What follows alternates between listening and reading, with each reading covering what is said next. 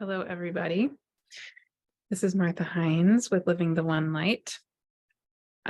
So today I want to talk about a theme that I'm feeling very strongly in my own life, and that is very strong in the current transits, specifically in the many highlighted events happening in the sign of Aries right now, among other things.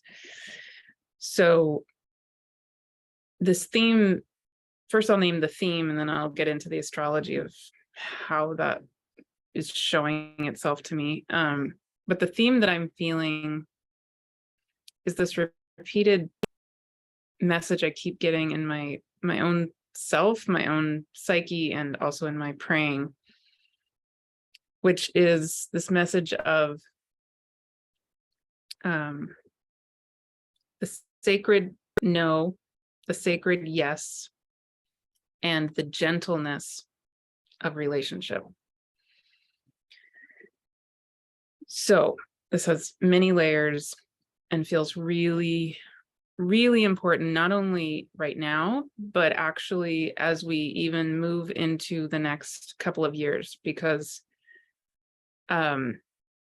these themes are really alive in this moment as we are having a lot happening in the sign of Aries, and I'll go more into that in a second. But then we also are going to be having the North Node moving into Aries and the South Node in Libra coming up in July of 2023. So I'm making this video on March 13th, 2023, but these themes are, I think, going to be really highlighted and alive for quite a while.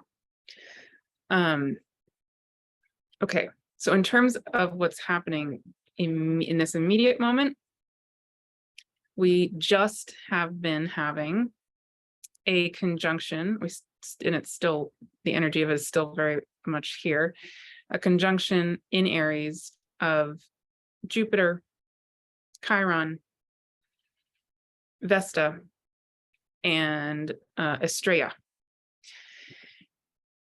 And so, there's so many different components of this,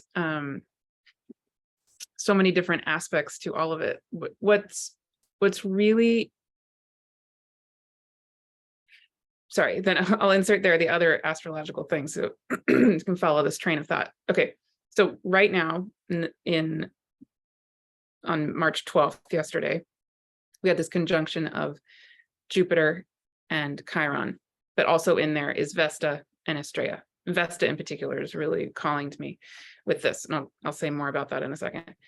Then we have two new moons coming up in Aries, one at 0 degrees of Aries, the very beginning of Aries, right the day after the equinox, and 2 days before Pluto moves into Aquarius on March 23rd. So we have the equinox on March 20th. We have this new moon at 0 degrees of Aries on March 21st. And then we have Pluto entering Aquarius on March 23rd. That's like a whole set of very strong energies, in particular that Pluto moving into Aquarius, right? 4 days in a row. And and then a couple weeks later, we're going to have the full moon in Libra, which will be at the same part of Aries and Libra where the Jupiter Chiron conjunction is happening. So the Chiron Jupiter conjunction is happening at 14 degrees of Aries. The full moon in Libra will be at 16 degrees of Libra with the sun at 16 degrees of Aries. So very, again, sort of the middle part of Aries. And then we'll have a new moon eclipse at 29 degrees of Aries. So we have these two new moons at either bookend. They're kind of bookending the sign of Aries. But we have, before those new moons, we're having this conjunction of Jupiter and Chiron and Vesta and Astraea in the middle of Aries, And then, of course, the full moon will also be right at the middle degrees of Libra and Aries. So it's like this whole conglomeration, this whole configuration of the entire sign of Aries really being activated for the next many weeks. And then, like I said, in July, the north node of the moon will enter Aries, starting with 29 degrees of Aries, because the nodes move backwards. So the point where the new moon eclipse is going to be happening in April will be the first point to be hit with the north node in Aries. And when the nodes are switching signs, Pluto will be exactly squaring the nodes. Really, Pluto is already now I've been feeling the energy of Pluto squaring the nodes for a while, but it's definitely getting there now. But it will be exact the same week in July that the nodes of the moon switch signs. So so this whole Libra Aries dynamic is being so highlighted. And the two components in there that feel the most like there's the most juice there, I want to say, or the potential for healing and growth, to put a positive spin on it, are this presence of the Chiron energy in the middle of Aries, and then the Pluto squaring the nodes. Both kind of, to me, have this energy of asking or suggesting to us, or waking up in us, okay, what is it that we are going to do with this need to balance Aries and Libra? How are we going to know where our growing edge is, or our need to heal, or our need to name a wound, or our need to clear what's been there that hasn't been working or isn't working? So we, if we just had the nodes sitting there in Aries and Libra, or these new moons in Aries and the full moon in Libra, certainly the energies of Aries and Libra would be getting highlighted. They certainly would be, we would notice they exist. Okay. But when we have Chiron there in the middle of Aries with Jupiter conjunct and Vesta conjunct that Chiron, and then also when we have Pluto squaring the nodes of the moon as the nodes switch into Aries and Libra, both of those in their own way take it from an experience of us just maybe noticing that there's a highlighting of these energies, to us suddenly maybe somehow feeling on this deep, undeniable level in us, something has to change. Something is changing. And it suddenly makes it very personal, very compelling. Like there's just no other option. We are here on the planet to be maybe holding space for healing, to be promoting healing, et cetera, but especially the Chiron, but the Pluto too, makes it suddenly very personal, and makes it really clear that healing is not just for the planet, it's also in me and in you. And kind of hard to, get away from that. Not in a bad sense, actually in a good sense, in the sense of it's a whole lot easier to help others heal. And of course, I'm speaking here for myself, right? In case that's not obvious, to be very transparent. I'll speak for myself. It's a whole lot easier for me. It's very relatively very easy for me to hold space for others to heal, for the world to heal. I mean, a lot of the work I do and a lot of work I'm doing and planning for this year is I'm literally going to be holding space in a symposium that I held last summer, and I'm going to be holding again this summer, called Rebecoming the One, where the whole purpose of this symposium is holding space for conversations around the healing of our relationships to gender and sexuality. So that's absolutely my role, my calling, part of what I'm here to be doing on the planet. And that's great. And lots of us have that kind of calling where we absolutely are holding space for that kind of healing in others, either one-on-one or in groups or for the world or whatever it is. Very true. Absolutely wonderful. And that Chiron energy, which is very alive right now, so I'm really feeling it right now, just like cuts right through that and goes, boop. Here you are, human. You are human. And that healing, it's a parallel process. The healing needs to happen in you, in your life, in your own relationships, and the world. And that Chiron energy of us as the wounded healer is a reminder that we our own healing, of course, is part of the healing of the collective, to put it in the most cliche but true way.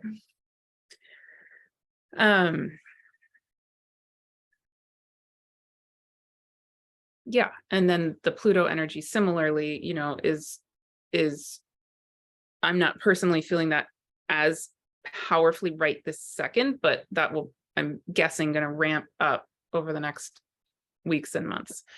And that to me is more about, it goes along with that Chiron energy of, when we feel a pain or we feel a wound in us that is helping us to move along in our own healing and evolutionary journey that we're here to be doing.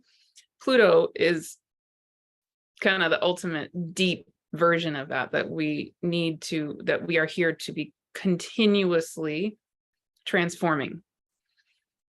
And that relationship between Chiron and Pluto is just a whole topic that I'm personally feeling into on a deep level. And I'm sure I will say more about and feel into more, and I would love your thoughts on. So, okay, to come back to my original point, which is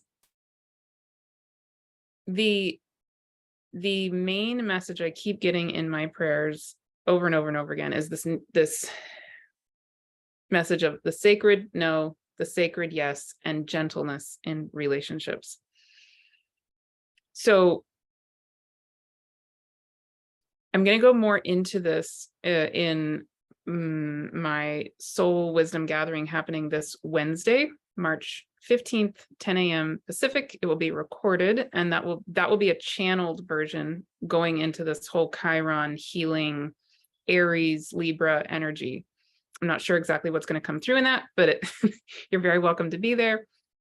And if you can't be there live, you absolutely can have the recording. So I'll put the link for that in with this video. It's free for everybody in my membership, and you can join the membership for $22 a month and have the recording indefinitely for free for that. And all of my monthly, I do these soul wisdom gatherings once a month. So that's going to be the theme of this month's gathering, is going to be this Chiron healing Aries and Libra energy. And the spirit world is going to channel and guide us into whatever it is they have planned, whatever that is. Okay, so I'll be going more into depth into this at that gathering, but on a basic level, the Aries energy, among other things, can really be a support and a reminder for us of our own needs, our own being, that spark of fire, of the spark of existence that is us. And it can be a reminder of being true to that, whatever that is. With Vesta conjunct Jupiter and Chiron in Aries, that suddenly brings in this element for me of Vesta, the temple keeper, the keeper of the flame in the sacred temple that is us. So Aries is that spark of light, that spark of life that is us, the spark of the divine, the spark of source that is us. And one way I feel Vesta in Aries is similar to Virgo being related to ourselves as the temple. Vesta also is very, very often associated with Virgo and is very much to me about Vesta in general is also about ourselves as the keeper of our own temple and our own inner flame. So Vesta in Aries to me has to do a lot with ourselves as the keeper of the temple that has, that's just like that inner flame is extra extra highlighted. And Vesta in Aries is really honoring of that inner flame that is us, and honoring of our own needs, and the sacred, that's where the sacred yes and the sacred no come in, because Vesta in Aries, I feel, is able to hold that space, hold that sovereignty, hold that reality that there is a sacred yes and there is a sacred no for us in any moment, for everything. So a lot of this Aries energy right now to me is really supporting us to come into the sacred yes and the sacred no in ourselves. And then Aries is balanced with Libra. So in this time, but also especially when the nodes move into Aries and Libra, for me, the nodes are about, and any polarity, which includes full moons, right? So on a full moon, the moon is in one sign, the sun is in the opposing sign, and that's a polarity, just like the nodes are a polarity. And for me, all of these polarities are really, they're not about opposing anything. They're not about going to the extremes. For me, they're about maybe going to the extremes, but with the intention that we are ultimately coming back to the one. We're all coming not to wash away the qualities of any of it. It's about integrating it all as one together. So Libra and Aries are still Libra and Aries, but they can be in balance, harmony. They can be in relationship with each other in a way that complements each other and really,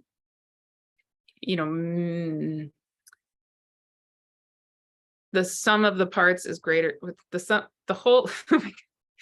Okay. This phrase that I'm trying to think of, essentially 1 + 1 = 3, right? Libra by itself is fine and Aries by itself is fine, but when you're able to integrate the two, you suddenly have a whole that is a dance that's more beautiful than Libra could be alone, and that Aries could be alone. Libra and Aries being able to dance together is it's our ultimate goal. Speaking for myself again, but I think that's true. I think that's part of what the cosmos is trying to help us do, is reintegrate into that wholeness. So we're not just Aries or just Libra. We're all of it. So the Libra end of it can be us losing ourselves in the other, can be us forgetting about Aries, forgetting that sacred yes and that sacred no. That's not cool. That's not what we want to do in Libra.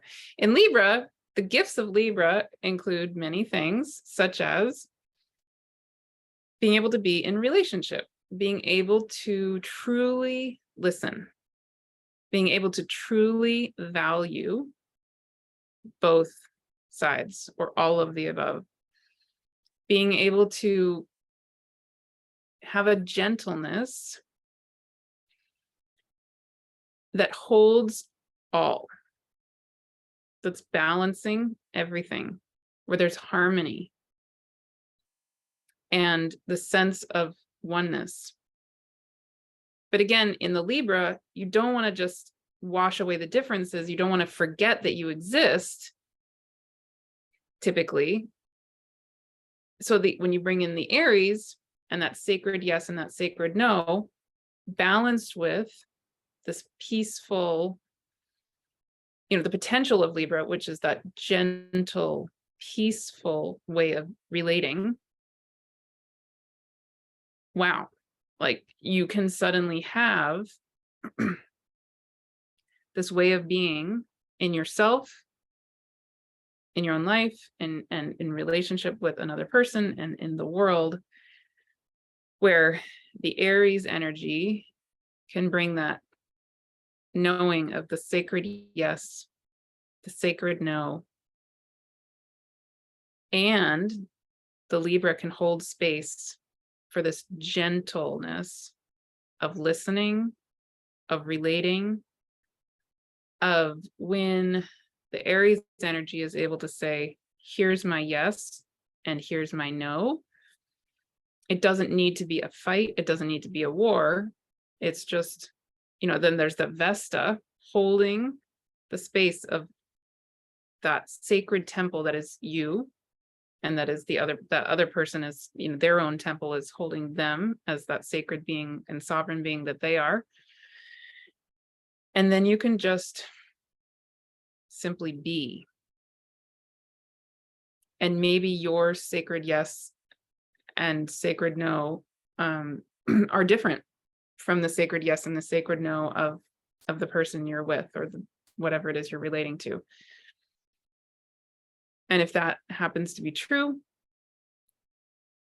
then you can meet that, listen to it, really be with it in a way that is conducive to truly hearing, truly being with what is, and not feeling a need in your own inner temple, not necessarily feeling a need to then change your sacred yes and sacred no to accommodate the other person. Sometimes there might be a compromise that maybe you get a sacred yes to compromising. Great. And maybe you don't. But it's like similar to what I talked about with Virgo energy. You can have a relationship to this inner temple that is you, that allows the temple itself to take responsibility, to take over, and just hold that sovereign space for you, and to have it feel safe and gentle and okay, that whatever your true needs are, they just exist. And same with the other person. And then again, the Libra energy, this can all be held with grace and love and understanding and balance and harmony, even if the sacred yes and sacred no don't match. Easier said than done. I get it. Really, I get it.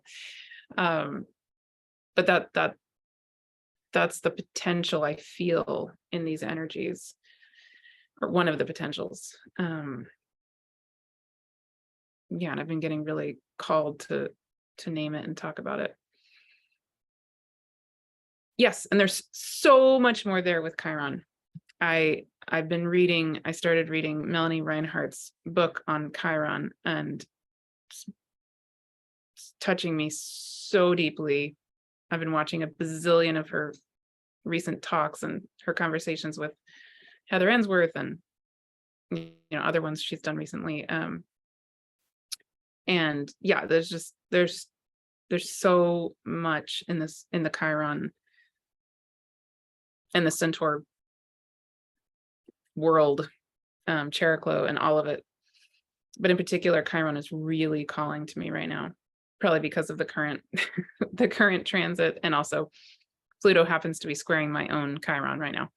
So and the current conjunction of Pluto, of Chiron, Jupiter, Vesta, and Astraea is exactly opposite my own Pluto. So Chiron, Pluto dynamic is very on my mind on a personal level. But it's also incredibly relevant to the collective, and it will be coming up into next year, and there's lots more coming up with that. So yeah, okay. So for the Soul Wisdom Gathering that I'm holding this Wednesday, March 15th, if you happen to be listening to this before then, please join me. If you are a member of my membership, it's free for you. If you're not a member, you can join anyway. It's $30 if you just want to come to this one gathering. It's $22 a month if you want to join the membership and come for free. You can join the membership for 1 month at a time, 2 months, whatever you want to do. So definitely feel free to join us for that. If you're listening to this after March 15th, that recording will be available indefinitely. And again, it'll be a guided, channeled experience regarding these Chiron, Aries, Libra energies. And then I also want to mention next Friday, March 24th, and then that weekend, the 26th, 25th and 26th, I am hosting an online retreat, a 3-day online retreat, which is also going to be entirely recorded. You do not need to be there live. And this is a really special, really wonderful retreat that is perfect for the time we're in. I did not plan it this way, and it is uncanny how perfect this is. So it starts on March 24th. And like I mentioned before, March 23rd is the day that Pluto goes into Aquarius for the first time in 46 years or 200, long time. And one of the potentials that I really feel, I get told a lot in my own prayers that's true, is one of the potentials in this time is that we have the potential to, be maybe bringing up a lot that needs to transform: past traumas, past karmic patterning, just letting go, because again, I'm speaking for myself here. I feel a really strong call for us to be coming into new ways of being that are the most helpful and the most conducive to what it is we're here to do on the planet here and now, moving forward. And again, speaking for myself, that is seeming to be that I need to let go of really, really deep past patterns. And it's profound. And that can feel gentle, and it can feel not gentle. And for everybody, it's different. But I definitely see the need, and I see the call. I'm getting called to hold a lot of space for us to be supported in various ways during that time. And so this retreat is one of those. So this is a group of 10 of us, 9 other women who are therapists, sound healer, therapeutic yoga instructor, who are all coming together to hold space for 3 days of being held, of having fun and relaxing. And there are going to be 4 workshops on the day 1 and 3 workshops on day 2 and 3. And each of the 10 of us is going to hold space for an hour to an hour and a half in our own unique ways, with our unique skills and to teach to lead you through different experiences that are healing and soothing, and then also to give tools for you to take away, like walk away from this retreat with various tools and various skills to help to support yourself, soothe yourself, and also to, if you happen to be in a healing role or a therapy role, to maybe use with your clients as well. So I'm really, really, really, really happy to be holding this space with these women. They are each amazing. They each have decades of experience. And so collectively, it's just like it's called the Divine Peace Garden Retreat. And the reason I named it that is because I want it to feel like literally you walk onto this sacred piece of land, and there's a beautiful divine peace garden, and there's the 10 of us in a circle there to welcome you and support you and just allow you to receive, which I think so many of us are needing in this time. So there's more information in the link below. You can see more on my website as well. You can email me with any questions, and very important, there is a sliding scale option. So the full price is $375 for the whole 3 days, but the sliding scale has many, many options, goes down to $95 for the whole thing, which is very inexpensive given that there are 10 workshops. And I even actually added an option to do a payment plan of that, very low price. So we're trying to make it very, very, very accessible. So please do not hesitate to reach out if you have questions, if there's a way it can be accessible for you that would work the best for you. Be in touch. livingtheonelight@gmail.com. And I'd love to hear any of your thoughts. Whatever arises for you, I'd love to hear about it. I always love to hear from you. And that's it. Wonderful. I will see you soon.